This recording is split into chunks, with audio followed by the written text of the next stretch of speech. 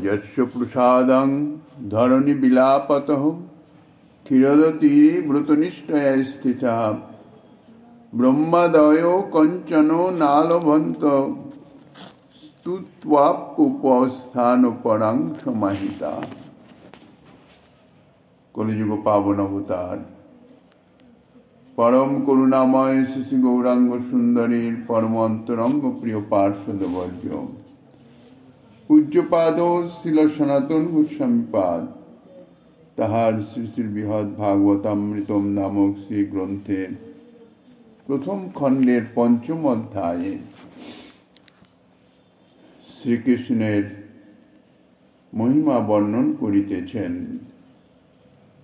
এই শ্লোকে বলছেন, ধরণীর বিলাপে কাতর হয়ে ব্রহ্মাদি দেবগণ ব্রতনিষ্ঠার সহিত ক্ষীরদ তীরে অবস্থান পূর্বক পূজা ও সমাহিত চিত্তে স্তুতি পরায়ণ হয়েও যার দর্শনাদি কোনরূপ প্রসাদ লাভ করিতে পারেন নাই। শ্রী নারদ ঋষি পাণ্ডবগণের যে ভক্তি মহিমা, যার ফলে পাণ্ডবগণের সভাতে অর্থাৎ হস্তিনাপুরে শ্রীকৃষ্ণ প্রায়ই অবস্থান করেন,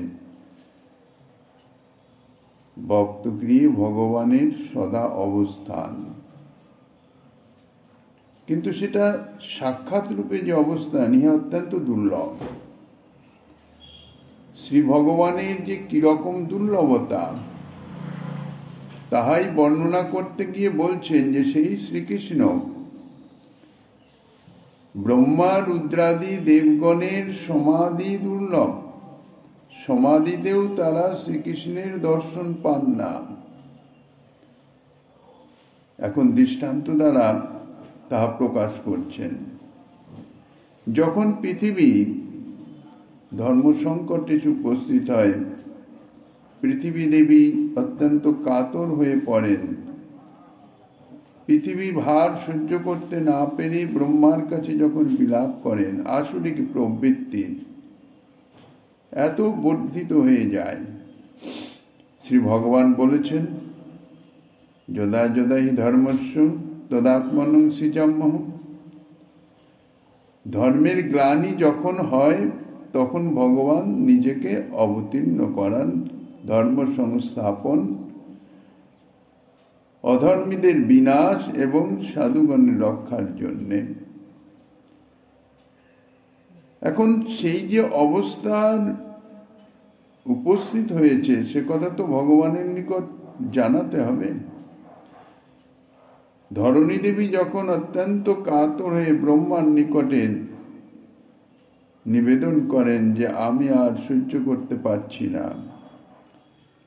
তখন ব্রহ্মা রুদ্রাদি দেবগণ তারা পালনকর্তা বিষ্ণু, তিনি ক্ষীরোদশায়ী বলেছেন আগেই, ক্ষীর সমুদ্রে তিনি শায়িত শেষ নাগের উপর। এখন সাক্ষাৎ দর্শন তো নাই, তাই ক্ষীর সমুদ্রের তীরে গিয়ে ব্রহ্মাদি কি করেন, ব্রতনিষ্ঠ হয়ে অর্থাৎ নিষ্ঠা সহকারে ব্রত ধারণ করে অর্থাৎ বায়ু ভোজনাদি নিয়ম পরায়ণ হয়ে ক্ষীরসাগর তীরে অবস্থান করে অর্চন বন্দনাদি ইত্যাদির মাধ্যমে বাহ্য এবং অন্তরিন্দ্রিয়কে নিরোধপূর্বক সমাহিত চিত্তে অর্থাৎ বাহ্যিক বৃত্তিকে বিলোপ করে দিয়ে অন্তর্মনা হয়ে অন্তর্বৃত্তিতে প্রভুর আরাধনা করেন, পুরুষ সূক্তাদি মন্ত্রের দ্বারা স্তুতি করেন, প্রভুর দর্শনের নিমিত্ত এবং প্রভুর চরণে ধরণী দেবীর যে কাতর প্রার্থনা তাহা নিবেদনের নিমিত্ত। কিন্তু এত সব করেও তাহার দর্শন বা তাহার কোনরূপ আশ্বাসনাদি প্রসাদ লাভ করতে পারেন না। কখনো হয়তো অবতারের সময় উদয় হলে সেই সমাধির মধ্যেই তানাকে সেই আদেশ প্রদান করেন। বাহ্যিক কোনো তাঁর আদেশ আকাশবাণী রূপেও তাঁরা প্রাপ্ত হন না। তাহলে এতাদৃশ সাধনা করেও যার দর্শন প্রাপ্ত হন না, তাহাকে সাক্ষাৎ দর্শন প্রাপ্ত হওয়া তাহা তো বহু দূরে। শ্রীমদ্ ভাগবতের দশম স্কন্ধে এই দৃষ্টান্তটি বর্তমান আছে। ব্রহ্মণৈব সমাধৌ খে জাতা মধি গতাং হৃদি যস্য প্রকাশ্য তামাজ্ঞাং সুখিতা নিখিলা সুরাহা। শুধুমাত্র এই ব্রহ্মরুদ্রাদি যে দেবগণ তাঁরা ক্ষীর সমুদ্রের তীরে গিয়ে আরাধনা ইত্যাদি করেন, তার মধ্যে ব্রহ্মাই কেবল সমাধিতে হৃদয়াকাশে আবির্ভূতা দৈববাণী রূপা তার আজ্ঞামাত্র অবগত হন। সমাধির মধ্যে হৃদয়ে আবির্ভূত কি তার স্বরূপ নয়, তার বাণী। সেই বাণী শুনতে পান, তার আজ্ঞামাত্র শ্রবণ করেন এবং সেই প্রসিদ্ধ আজ্ঞা প্রকাশ করে দেবতাবৃন্দ ধরণী দেবী তাহাদের সুখী করেন। এখন যদি বলেন শ্রী ভগবানের অর্চনাদি, শ্রী ভগবানের আরাধনা, তাহা তো কখনো ব্যর্থ হয় না, তাহা তো বিফল হতে পারে না। তাহলে ব্রহ্মাদি দেবগণ তাঁরা ক্ষীর সমুদ্রের তীরে গিয়ে এত কঠোরভাবে সমাহিত চিত্তে যাহার আরাধনা করেন, তারা দর্শনাদি কেন পান না? কেননা ভগবত আরাধনা কখনো ব্যর্থ হতে পারে না, এ কথা সত্য। কিন্তু তাহাদের প্রার্থনাও ইহা অতি গরিষ্ঠ, অনেক বলবতী প্রার্থনা, ব্রহ্মা রুদ্রা ইত্যাদি। তারা নিজেদের স্বার্থে যান না, পৃথিবীর সৃষ্টি রক্ষার জন্যে, আর তিনি পালন কর্তা। সুতরাং ইহা দ্রুত সিদ্ধ হওয়া অসম্ভব। ইহাই পূর্ব শ্লোকে বলে এখন বলছেন যে তাহার এই পরম দুর্লভত্ব সে সম্বন্ধে বলছেন। ব্রহ্মা সমাধিতে আকাশবাণী শ্রবণ করেন, শ্রবণ করে দেবগণকে তাহা ব্যক্ত করেন। দেবগণকে বলেন, কি বলেন? হে অমরগণ, আমি পুরুষের কোনো দর্শন পাই নাই, তাহার বাক্য শ্রবণ করলাম। অন্তর্মনে হৃদয় আকাশে সেই বাণী, যেমন বাহ্যিকভাবে আকাশবাণী হয়, অর্থাৎ সেটা সর্বশ্রুতিগোচর হয়, শূন্যের থেকে যেন একটা বাণী ভেসে আসছে যেটা সবার শ্রুতিগোচর হয়ে যায়। যেমন বসুদেব দেবকীকে নিয়ে যখন কংস বসুদেবের গৃহে পৌঁছে দিতে যাচ্ছিল, তখন সেই আকাশবাণী হয়েছিল। কংসের উদ্দেশ্যে আকাশবাণী হয়েছে, কিন্তু কংস ছাড়া সেখানে উপস্থিত যারা ছিলেন সকলেরই শ্রুতিগোচর, সকলেই শ্রবণ করেছেন। কিন্তু ব্রহ্মার নিকটে যে আকাশবাণী হয় তাহা বাহ্যিক আকাশে নয়, ব্রহ্মার হৃদয় আকাশে, যাহা একমাত্র ব্রহ্মার ওই শ্রুতিগোচর। সেখানে উপস্থিত আর কেউ তা শ্রবণ করতে পারেন না। এই জন্যেই ব্রহ্মা সমস্ত দেবগণকে সম্বোধন করে বললেন যে আমি পুরুষের বাক্য শ্রবণ করলাম, তোমরা কোন রকম কোলাহল করো না। আমার নিকট সেই আদেশ, আকাশবাণীর মাধ্যমে যে আদেশ প্রাপ্ত হয়েছে, সেই আদেশ শ্রবণ করো এবং তদ অনুরূপ তোমরা কার্য করো। এই বলে শ্রী ব্রহ্মা শ্রী ভগবত বাক্যে অনুবাদ করিতেছেন। ভগবান কি বলেছেন সেইটাই বলছেন ব্রহ্মা, যে তোমাদের নিবেদনের পূর্বেই ধরণী দেবীর বিলাপের বিষয় ক্ষীরোৎসাহী কথিত পুরুষ, অর্থাৎ ক্ষীরোৎসাহী বিষ্ণু ভগবান শ্রীকৃষ্ণ, তাঁরই তো অবতার, তিনি বিদিত আছেন, তাহা তিনি জানেন। কেননা তিনি সর্বান্তর্যামী, সর্বগ অনন্ত বিভু, তিনি সবই জানেন। তাই ব্রহ্মাকে বলছেন তোমাদের নিবেদনের আগে থেকেই আমি তাহা জানি। তোমরা আপন আপন অংশে যদুবংশে পুত্র পৌত্রাদি রূপে জন্মগ্রহণ করে যতদিন সেই পরমেশ্বর শ্রীকৃষ্ণের কাল শক্তির দ্বারা পৃথিবীর ভার হরণ পূর্বক পৃথিবীতে প্রকট বিহার করেন, ততদিন পর্যন্ত তোমরাও যদুকুলে অবস্থান করো। তোমরা বলতে ক্ষীরোৎসাহী শ্রী বিষ্ণুর সঙ্গে দেবগণ তাঁরা সকলে, অর্থাৎ শ্রীকৃষ্ণ স্বরূপে তিনি আবির্ভূত হবেন যদুবংশে। কাজেই তিনি আবির্ভূত হবেন, এই জন্যে তোমরা সকলে আপন আপন অংশের দ্বারা পৃথিবীতেই যদুবংশেই তোমরা অবতীর্ণ হও এবং তাঁর সহায়কারী লীলা কার্যে সহায়কারী হবে। পরম পুরুষ সাক্ষাৎ ভগবান পৃথিবীর ভার হরণের নিমিত্ত যুগাবতারেই যথেষ্ট, এবং ব্রহ্মা রুদ্রাদি দেবগণ তারা ক্ষীরসাগরের তীরে ক্ষীরোৎসাহী বিষ্ণু পালনকর্তা তাহার নিকটে পৃথিবীর পালনের নিমিত্ত অবতীর্ণ হওয়ার নিমিত্ত যে প্রার্থনা করেন সে তাহার যুগাবতারের নিমিত্ত। কিন্তু সেই সময়ে স্বয়ং ভগবান শ্রীকৃষ্ণের পৃথিবীতে অবতীর্ণ হওয়ার সময়, তাই ক্ষীরোৎসাহী বিষ্ণুই ব্রহ্মার হৃদয় আকাশে আকাশবাণী রূপে সেই ভগবান শ্রীকৃষ্ণের যে আদেশ তাহাই ব্যক্ত করেছেন, যে সমস্ত দেবগণ তাঁরা নিজ নিজ অংশে যদুকুলে জন্মগ্রহণ করে সেখানেই অবস্থান করতে থাকবেন, এবং পরম পুরুষ সাক্ষাৎ ভগবান শ্রীকৃষ্ণ অতি শীঘ্রই শ্রী বসুদেব গৃহে তিনি আবির্ভূত হবেন। আর এই যে দেবগণ তাঁরা সকলে যদুবংশে অবতীর্ণ হয়ে তাঁরারই কার্যের সহায়কের জন্যে আগে থেকেই প্রস্তুত থাকবেন।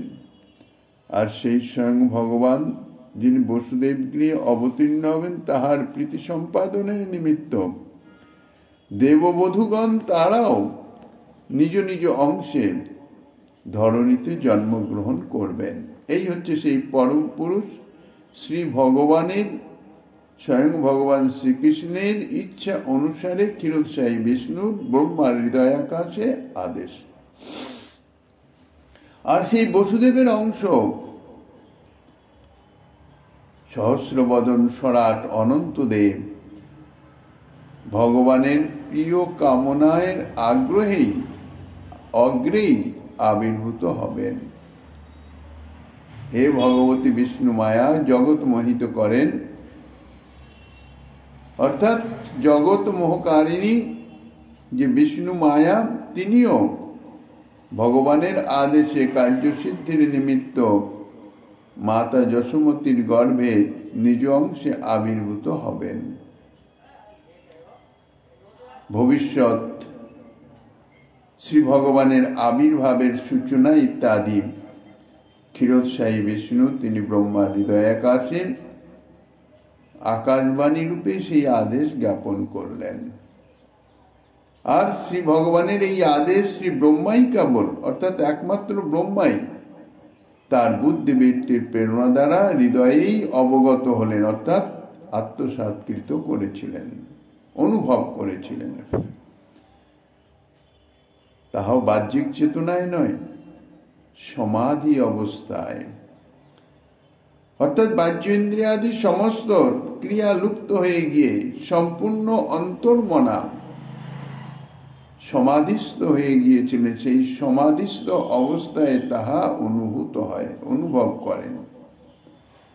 বহিরিন্দ্রিয় বৃত্তির নিরোধপূর্বক কেবল মনের একাগ্রতা দ্বারা তিনি এই দৈববাণী রূপে ভগবত আদেশ প্রাপ্ত হয়েছিলেন মাত্র, কিন্তু তাঁর দর্শন প্রাপ্ত হন নাই।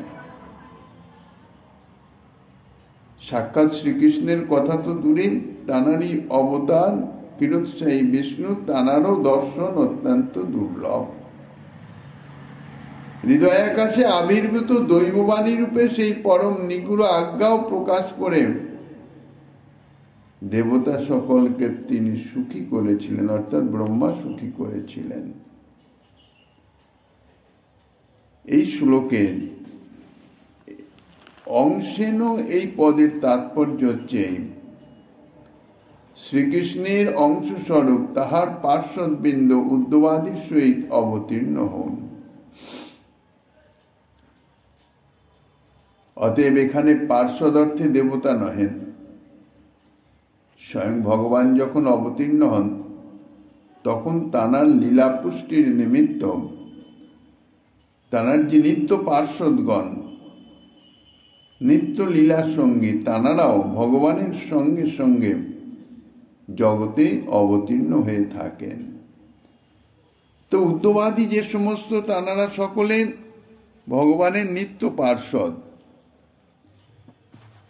তবে প্রকট লীলায় শ্রী ক্ষীরোদশায়ী প্রভৃতি ভগবৎ স্বরূপ এবং তাহার পার্শ্বদ রূপ, এ অর্থ হতে পারে। কেননা স্বয়ং ভগবান যখন অবতীর্ণ হন তখন অনন্ত ভগবৎ স্বরূপ তাহার মধ্যেই সমাহিত থাকেন। প্রকট লীলায় যাদব দিগের মধ্যেও দেবতা সকল মিলিত হয়েছিলেন, আর কাল শক্তির দ্বারা পৃথিবীর ভার হরণ করবেন। শ্রী ভগবানের এই কথার তাৎপর্য হচ্ছে এই যে শ্রীকৃষ্ণের স্বরূপস্থিত যে বিষ্ণু, অর্থাৎ বিষ্ণু দ্বারা করায় জগতের ভারণ, অর্থাৎ অসুর মারণাদি লীলা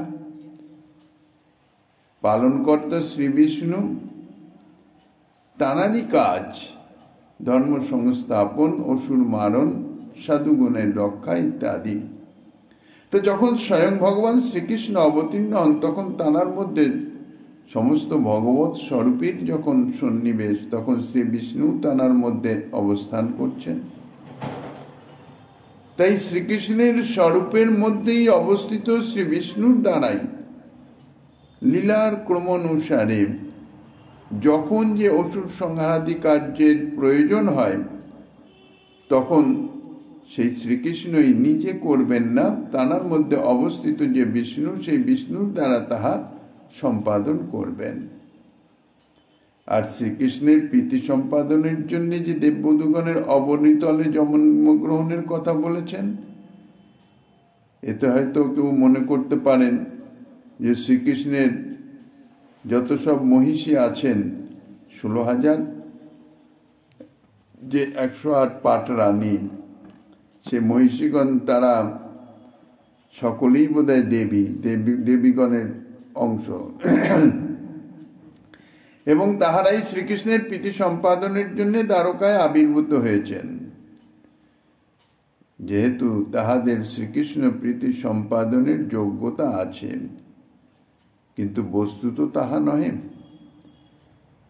স্বর্গে শ্রীমৎ উপেন্দ্র প্রভৃতি যে সকল শ্রী বিষ্ণু স্বরূপ আছেন, স্বর্গে ইন্দ্রের যে কনিষ্ঠ ভ্রাতা রূপে শ্রী বামন ভগবান আবির্ভূত হয়েছিলেন, তিনি তো স্বর্গে অবস্থান করেন। ইন্দ্রের কনিষ্ঠ ভ্রাতা উপেন্দ্র স্বরূপে তিনি তো ভগবান বিষ্ণু। তাহাদেরই যে প্রেয়সী বিন্দু লক্ষ্মীগণ, তাঁরাই প্রকট লীলায় তাদেরই আবির্ভূত হতে বলেছেন। সকল ভগবৎ স্বরূপ যেমন শ্রীকৃষ্ণে মিলিত হয়ে থাকেন, সেই রকম তাহাদের প্রেয়সী বর্গ, অর্থাৎ সেই ভগবৎ স্বরূপের প্রেয়সী বর্গ, শ্রীকৃষ্ণের যে প্রেয়সী, তাহাদের মধ্যে প্রবিষ্ট হয়ে থাকেন। পরন্তু শ্রীকৃষ্ণের নিত্য প্রেয়সীগণ তাহারাই হচ্ছে অনপায়িনী মহাশক্তি রূপ। আর স্বর্গের যে দেবীগণ, তাহারা দেবতাগণের তুল্য তটস্থ শক্তি সম্ভূত। স্বর্গের যে দেবতাগণ, দেবীগণ, তাঁরা তো তটস্থ শক্তির অংশ, অর্থাৎ তাঁরা তো জীব শক্তির অংশ। সুতরাং জীব শক্তির অংশ বা জীব শক্তি কখনো স্বরূপ শক্তির মধ্যে প্রবেশ করতে পারেন না। শ্রীকৃষ্ণের যে লীলা পার্ষদগণ তানারা সকলেই স্বরূপ শক্তির অংশ, কাজেই তানারা শ্রীকৃষ্ণের প্রকট লীলায়ও প্রবেশ করতে পারেন না। তবে সুকৃতি বলে উক্ত দেববধূগণ শ্রীকৃষ্ণের যে নিত্য প্রেয়সী বর্গ তাহাদের দাস্যাদির জন্য সেবার নিমিত্ত তাহারা আবির্ভূত হতে পারেন, আবির্ভূত হয়ে তারা সেবার সুযোগ পেতে পারেন। জীব শক্তির সেবাতেই অধিকার।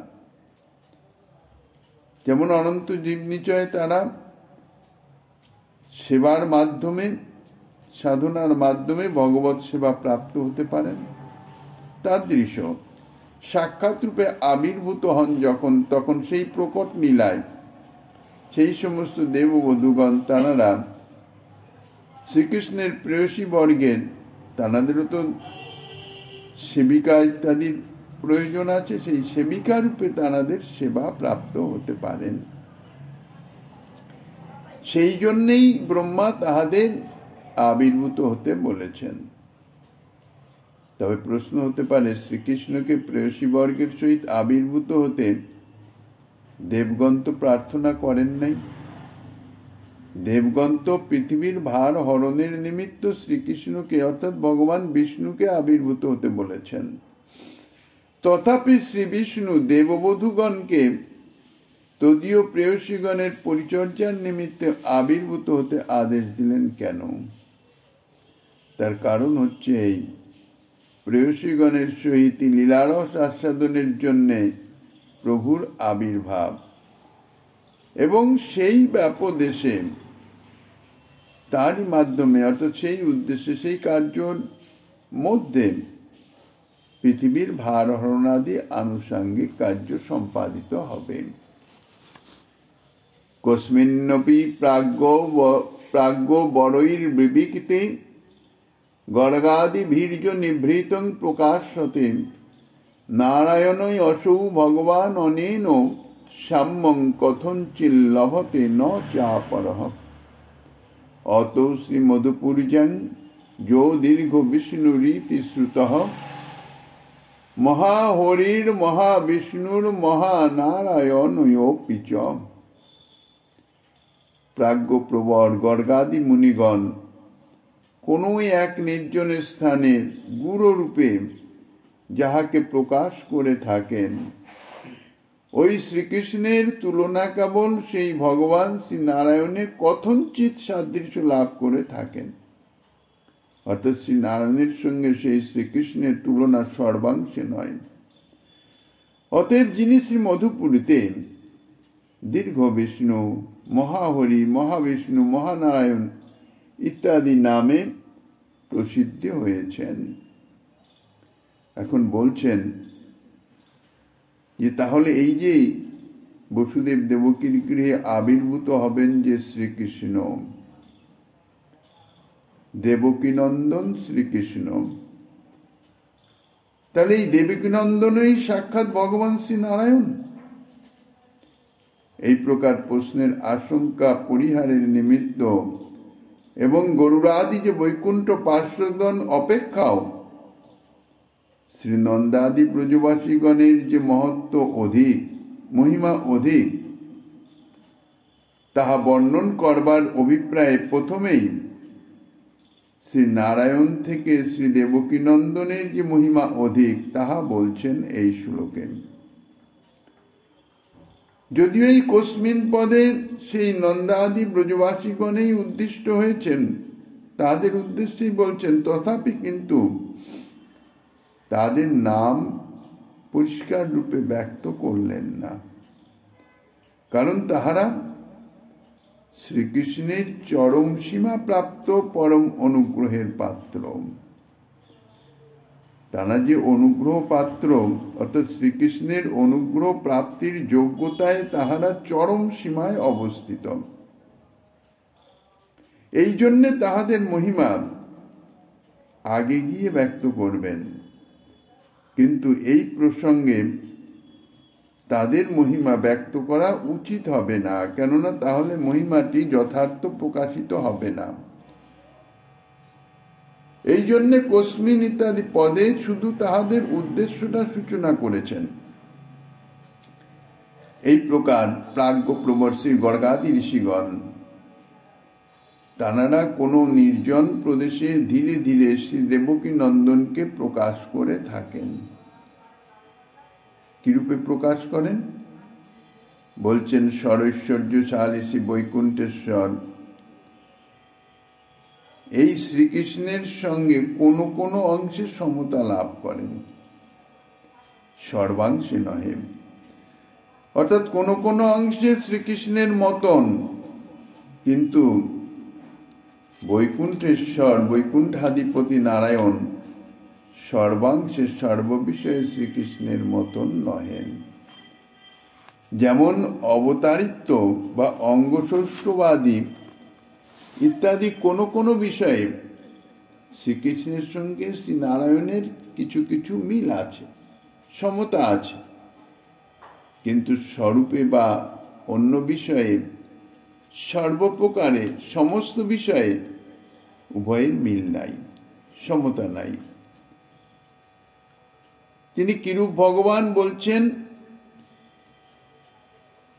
সমগ্র ঐশ্বর্য ধর্ম যশ শ্রী জ্ঞান বৈরাগ্য, এই ছয়টি হচ্ছে ভগশব্দ বাচ্য। এই ছয়টি পূর্ণরূপে শ্রী নারায়ণে বর্তমান। এই জন্যে শ্রী নারায়ণ ভগবান, তাঁকে বলা হয় ষড়ৈশ্বর্যশালী ভগবান। অতএব নার শব্দের অর্থ জীবসমূহ এবং অয়ন শব্দের অর্থ কারুণ্যভাবে দর্শন করেন। জীবসমূহের প্রতি যিনি করুণার দৃষ্টিতে জীবসমূহকে দর্শন করেন তিনি হচ্ছেন নারায়ণ। জ্ঞান ক্রিয়া শক্তির প্রদান দ্বারা তাঁদের পালন করেন, অর্থাৎ জীবসমূহকে পালন করেন, জীবসমূহকে সৎকর্মে প্রবর্তিত করেন। সুতরাং সেই শ্রী বৈকুণ্ঠেশ্বরের নাম শ্রী নারায়ণ এবং এবম্বিত ভগবান শ্রী নারায়ণও কথঞ্চিৎ শ্রীকৃষ্ণের সাদৃশ্য লাভ করে থাকেন। কিছু কিছু বিষয়ে শ্রীকৃষ্ণের সমতা লাভ করেন, শ্রীকৃষ্ণের মতন। পরন্তু এই যে শ্রী দেবকী নন্দনে এই যে সমস্ত গুণগ্রাম অর্থাৎ নারায়ণের মধ্যে যা আছে তাহা অদ্ভুত রূপে অর্থাৎ পূর্ণতম রূপে প্রকটিত। এই জন্যে নারীর যে অয়ন তিনি নারায়ণ, তো সেই নারীর অয়নত্ব অর্থাৎ জীব সমূহের প্রতি যিনি কারুণ্যভাবে দর্শন করেন তিনি তো নারায়ণ। তো শ্রীকৃষ্ণে এই যে জীবসমূহের প্রতি কারুণ্যভাবে দর্শন তাহা পূর্ণতম রূপে অভিব্যক্ত। এই জন্যে ইনি হচ্ছেন মূল নারায়ণ বা মহানারায়ণ। এই জন্যে মুনিবর বলেছেন বৈকুণ্ঠেশ্বর শ্রী নারায়ণের এই শ্রীকৃষ্ণের সহিত কোনো কোনো অংশে সমতা লাভ করেন, কিছু কিছু অংশে সাদৃশ্য আছে। আবার শ্রী মহাপুরুষাদি যাহার মূর্তি, মহাপুরুষ অর্থাৎ প্রথম পুরুষ, দ্বিতীয় পুরুষ ইত্যাদি, যারা অন্যান্য যাবতীয় অবতারে অক্ষয় বীজ স্বরূপ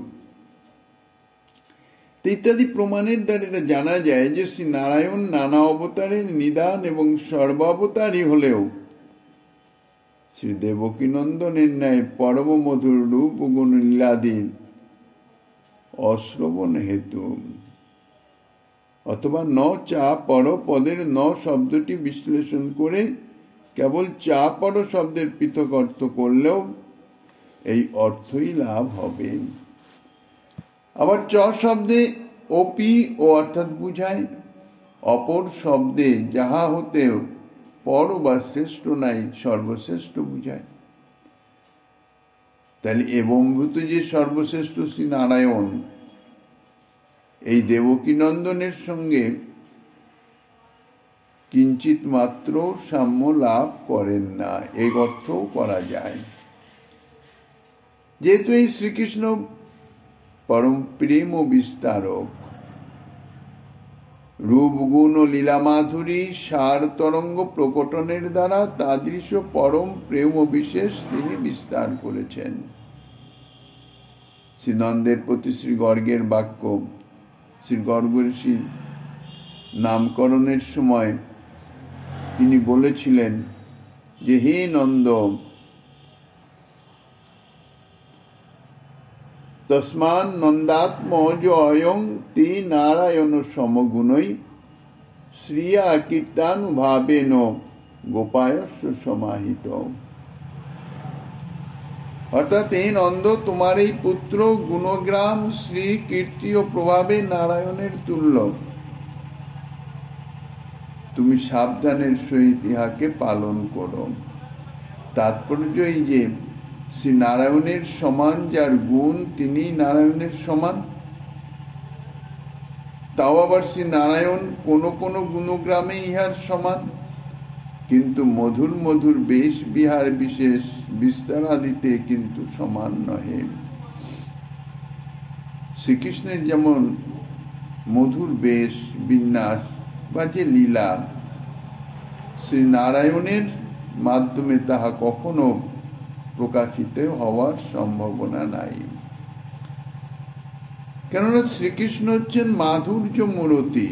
সরৈশ্বর্য সম্যক রূপে বিদ্যমান থাকলেও, ঐশ্বর্যের পূর্ণ বিদ্যমানতা থাকলেও শুধু ঐশ্বর্য নয়, মাধুর্যেরও পূর্ণতম রূপে প্রকাশ। কিন্তু নারায়ণ স্বরূপে মাধুর্যের পূর্ণতম রূপে বিকাশ নয়।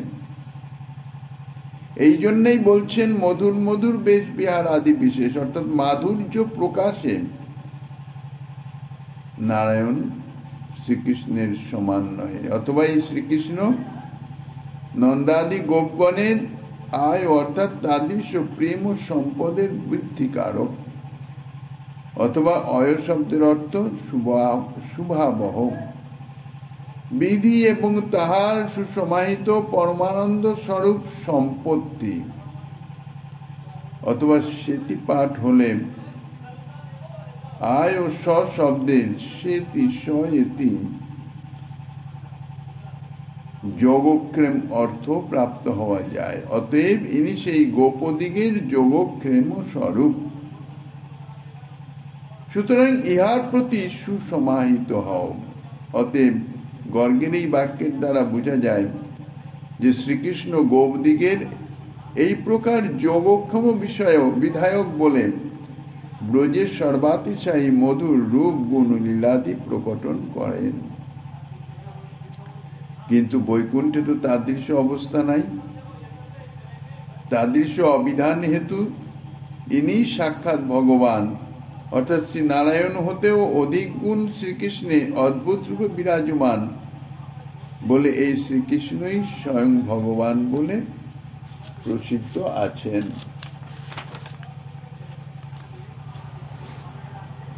স্বয়ং ভগবত্ব বলতে যাহার ভগবত্তার অন্য কিছুরই অপেক্ষা নাই, তিনি হচ্ছেন স্বয়ং ভগবান। ভগবানের ভগবত্তার মাধ্যমেই ভগবানের বিশেষত্ব। তো যার ভগবত্তা মাধুর্য, ভগবত্তা সার, তো যার ভগবত্তা অন্য কোনো ভগবত স্বরূপের ভগবত্তার উপর নির্ভরশীল নয়, তাদৃশ নিরঙ্কুশ শক্তিমান তত্ত্বকেই বুঝায় স্বয়ং ভগবান, স্বয়ং ভগবত তত্ত্ব। শ্রীল জীব গোস্বামীপাদ ভগবৎ সন্দর্ভে এই ভগবৎ শব্দের অর্থ করেছেন, অর্থাৎ ভগবৎ শব্দের আদ্যাক্ষর ভকারের সংভর্তা এবং ভর্তা এই দুই অর্থ, আর দ্বিতীয় অক্ষর যে গ, এই গকারের অর্থ নেতা, গময়িতা এবং স্রষ্টা। আর প্রাণীগণ অখিলাত্মা ভূতাত্মায় বাস করেন, আর সেই ভগবানও অশেষ প্রাণীতে বাস করেন, বকারের ইহাই হইতেছে অর্থ। আর অশেষ জ্ঞান, শক্তি, বল, ঐশ্বর্য, বীর্য, তেজ, হেয় গুণ বর্জিত হয়ে ভগবৎ শব্দবাচ্য হয়। উক্ত সংভর্তা পদের অর্থ স্বভক্তগণের পোষক এবং ভর্তা অর্থে ধারক এবং স্থাপক, আর নেতা অর্থে নিজ ভক্তি বা প্রেমের প্রাপক। গময়িতা শব্দে নিজলোক প্রাপকতা বুঝায়, আর স্রষ্টা শব্দে নিজ ভক্ত সমূহের তত্ত্বত গুণের উদ্গমনকারী, প্রকাশকারী। এই প্রকারে সমস্ত গুণের পরিপূর্ণ আবির্ভাব বশত শ্রীকৃষ্ণই হচ্ছেন স্বয়ং ভগবত্ব স্বরূপ, অর্থাৎ শ্রীকৃষ্ণের যাবতীয় প্রকাশ এবং বিলাস মূর্তি তাহা সকল অদ্বয় জ্ঞান তত্ত্বের অন্তর্ভুক্ত বলে ব্রজেন্দ্র নন্দনই অদ্বয় জ্ঞান বিগ্রহ। অতএব অবতারী বলতে শ্রী নারায়ণাদি গৌণ বৃত্তিতে ব্যাখ্যাত হলেও অসংকোচ বৃত্তিতে শ্রীকৃষ্ণ ভগবানই হচ্ছে বোদ্ধব্য, শ্রীকৃষ্ণ ভগবানই হইতেছেন অবতারী। এই প্রকারে চতুষ্ষষ্টি গুণান্বিত হয়ে, অর্থাৎ শ্রীকৃষ্ণের ৬৪টি গুণ, ভগবান নারায়ণের ৭টি গুণ, অনন্ত গুণ সম্পন্ন, কিন্তু এগুলি বিশেষ। এই জন্যে চতুষ্ষষ্টি গুণান্বিত বলে শ্রীকৃষ্ণই হচ্ছেন স্বয়ং ভগবান, এবং তাহাতেই নিখিল গুণাবলীর বিশ্রাম। সমস্ত গুণাবলী তাহা ভগবান শ্রীকৃষ্ণেই বিরাজিত, এবং বিশেষ ও অসাধারণ যে গুণচতুষ্টয় নারায়ণ শ্রীকৃষ্ণের বিলাস মূর্তি, তার মধ্যে ৭টি গুণের অবস্থান পরিপূর্ণ রূপে, কিন্তু শ্রীকৃষ্ণের মধ্যে যে ৬৪টি গুণ, অর্থাৎ বাকি যে ৪টে গুণ, এই অসাধারণ বিশেষ ৪টি গুণ, যার দ্বারা তিনি সদা সর্বদাই লীলা পরায়ণ থাকেন। এই প্রকার তার নিখিল গুণাবলীর মধ্যে ভগবত অনুগৃহীত জীব নিচয়ে এই যে ভগবানের ৬৪টা গুণ, তার মধ্যে নারায়ণ স্বরূপে ৭টি গুণ বিরাজিত, মহাদেব স্বরূপে ৫৫টি গুণ বিরাজিত, আর বাকি যে ৫০টি গুণ, সেই ৫০টি গুণের বিন্দু বিন্দু রূপে ভগবান শ্রীকৃষ্ণের সমর্পিত যে সমস্ত ভক্ত জীবতত্ত্ব, তাদের মধ্যে বিরাজমান আছেন। এই জন্যে বলছেন জীব নিচয়ে বিন্দু বিন্দু রূপে এই যে সাধারণ ৫০টি গুণ, যেটি সার্বজনীন, তাহা বর্তমান আছেন।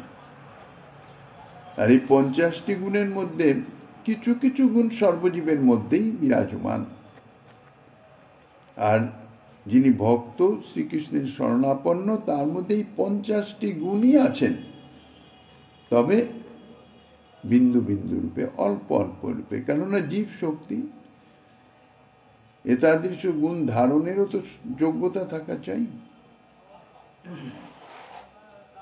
অর্থাৎ ৫টি গুণ আংশিক রূপে শ্রী শিব এবং ব্রহ্মাতে বর্তমান আছে। এই জন্য ৫০ আর ৫ ৫৫টি গুণ শ্রী শিব এবং ব্রহ্মাতে বিদ্যমান আছে, বর্তমান আছে। আর অসাধারণ ঐশ্বর্যবত্তা, অর্থাৎ অবিচিন্ত মহাশক্তি, কোটি ব্রহ্মাণ্ড বিগ্রহ, অবতারা বলিবীন, হতারি গতি, দায়কত্ব, আত্মারাম, গণাকর্ষী, এই ৫টি অসাধারণ গুণ শ্রী নারায়ণ এবং শ্রী মহাপুরুষে বর্তমান থাকলেও ইহার সম্মুখ রূপে শ্রীকৃষ্ণেই অদ্ভুত রূপে বিরাজমান আছেন।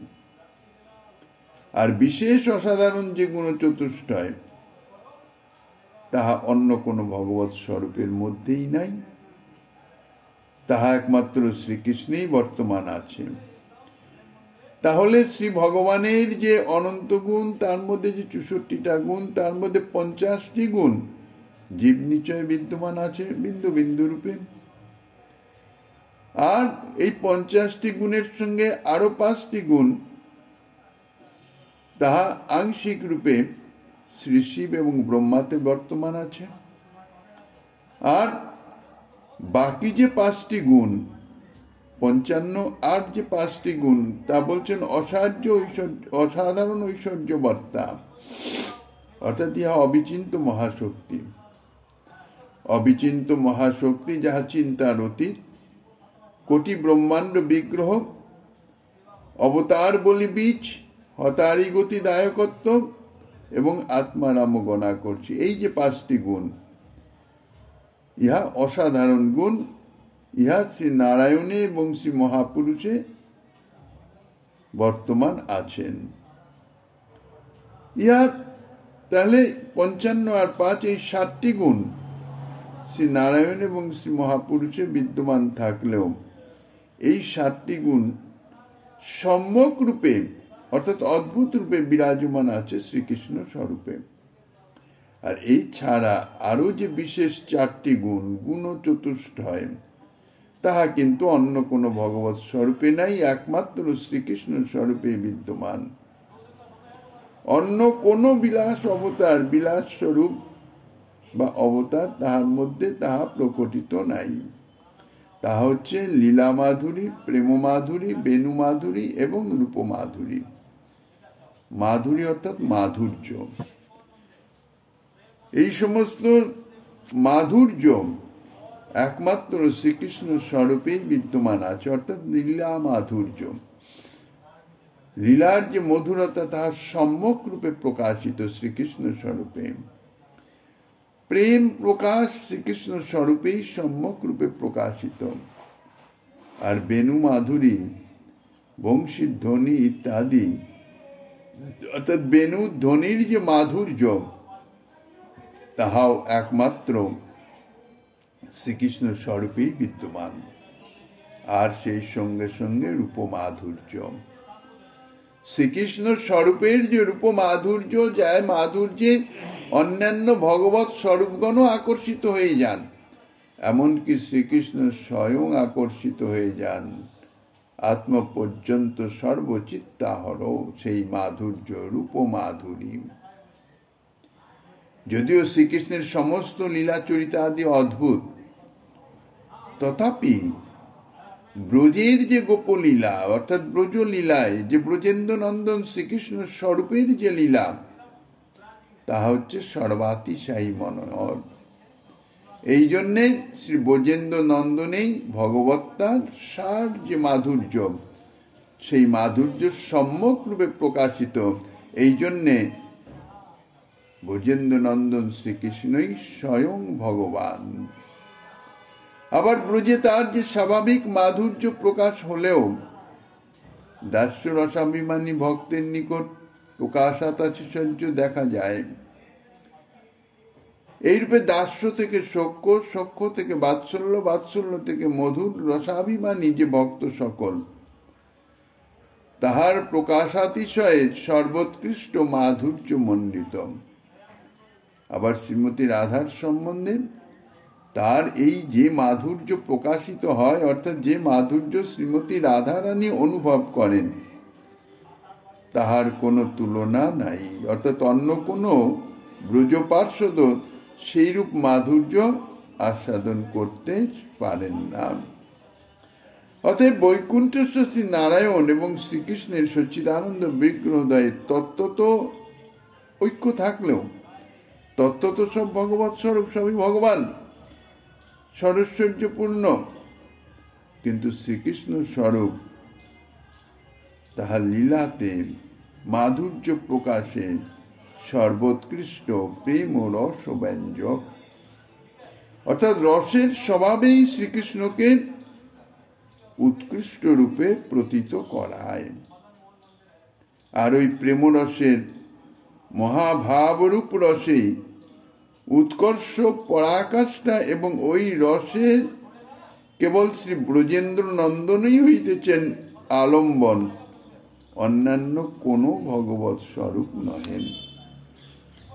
এইভাবে শ্রীকৃষ্ণ স্বরূপের আরো যাহা কিছু মহিমা বর্ণন করছেন শ্রীমন মহাপ্রভু গিরিধারীলালের কৃপা হলে আগামী দিন আস্বাদনের বাসনা রেখে